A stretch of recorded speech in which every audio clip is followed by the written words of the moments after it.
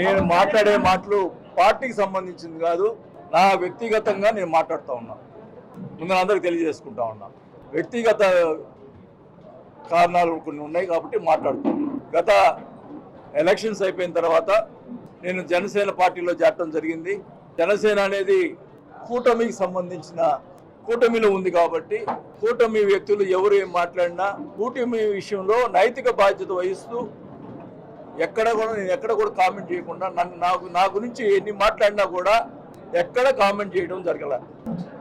అప్పటికి నేను కూడా ఎలక్షన్స్ అయిపోయిన తర్వాత నా మీద ఆరోపణలు చేస్తుంటే నేను చాలా క్లియర్గా చెప్పాను. చంద్రబాబు గారికి కూడా లెటర్ రాశాను. ఏమండి ఈ రకంగా ఆరోపణలు చేస్తున్నారు, ఆ ఆరోపణలు కరెక్టా కాదా ఎంక్వైరీ పెట్టండి అని చెప్పడం జరిగింది. మరి అయినా కూడా అప్పుడప్పుడు వాళ్ళు మహానాడు మీటింగ్లో నా గురించి చెడుగా మాట్లాడారు.